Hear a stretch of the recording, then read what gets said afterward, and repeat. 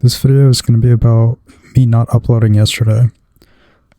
So over the past 2 weeks of uploading videos, I uploaded 3 days consistently. I took 7 days off, and then I uploaded either one day or I don't even fucking remember. But basically, I missed a day, and I want to talk about this feeling of missing a day and how it kind of derails you from consistency and your planned consistency.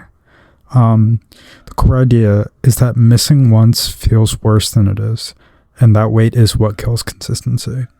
I don't know why this happens, but our brain kind of has this protective mechanism where as soon as we miss one day or one instance of doing something that we want to make a habit, it's it feels horrible. It feels like we're letting ourselves down, like we failed. It makes us feel a lot of negative emotion that is disproportionate to the amount that I think we should feel. Because to be consistent, you have to learn how to miss days. Missing one day is not failure, even though it feels like it. What is failure is missing, or it's not about missing. Failure is just giving up, straight up. In any time period, failure is giving up. Guilt exaggerates the gap. Guilt makes us feel worse than we should. We place high expectations on ourselves and we fail to live up to them, and then we feel guilty. And it's a super hard trap to escape. People treat pauses as proof of weakness. It's like your brain is looking for a way to put yourself down. And as soon as you take a break, as soon as you take a day off, it's like you give your brain all that fuel. You give your psyche, the shadow self, you give that dark part of you all the fuel it needs to beat yourself down. And even if it doesn't seem like that's what you're doing, even if it's not conscious, I believe it's still happening somewhere there in your psyche. Consistency breaks when guilt turns into avoidance. So when you feel that guilt, you try to avoid it. I'll give you an example. Yesterday, when I was going to bed, I was like, oh fuck, I didn't upload a video today. And do you know what I did? I started playing chess or something, or I started playing a video game, right away. And then I didn't really, I intentionally suppressed that guilt because it's so hard to sit with that guilt, because there's two options when you feel, there's three options, I'll say. One option when you feel that guilt is do the thing that you feel guilty about not doing. So I would have gone and made the video, even though I was in bed, even though it was cold, whatever. I would have still gotten out of bed and made the video. That's I don't know if that's best case scenario. I think that's best case scenario, but it's hard to say. Second option, avoid the guilt, which is what I did. And it's not probably what you will do, but inevitably it's something you will do. And the third option is accept the guilt. I think this is better than option one. And the reason why I think that is that if you can sit with the guilt and seriously accept it and be I don't think I deserve to feel this guilt.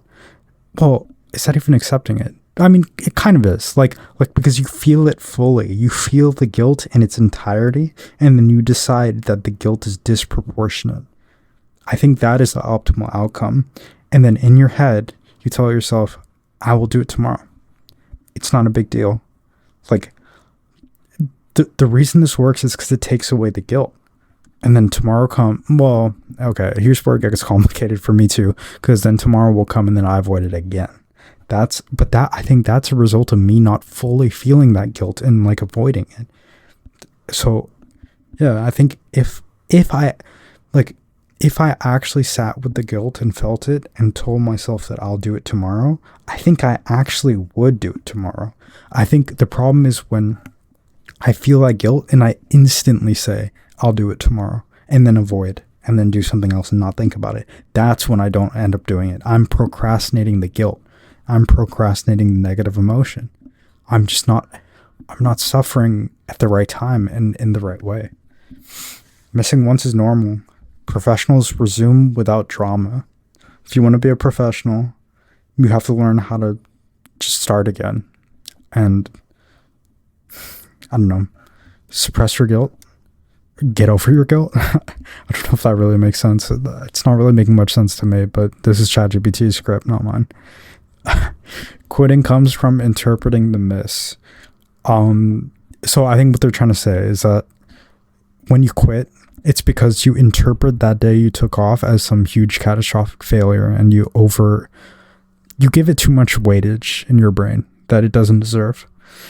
Discipline is resuming, not perfection. So yeah, what discipline is like, can you pick it up after not doing it for 1 or 2 days? Like breaking the habit. Like, can you start again and get over that negative emotion? Like, wow, I didn't do it for a couple days, and like, why did I not do it? Like, why did I not want to do it those days, but I'll do it today? If you're able to do that and develop that skill, I think it'll take you a long way. And of course, I'm really trying to develop that, and it's hard, but what can you do but try? Consistency isn't never missing, it's resuming without punishment. I don't quite understand what ChatGPT means by punishment. I think it just means like self-punishment, like your thoughts, the way you talk to yourself, like negative self-talk. So if you want to be consistent, you have to learn how to resume without berating yourself. Pauses are normal, drama is optional, and the work continues.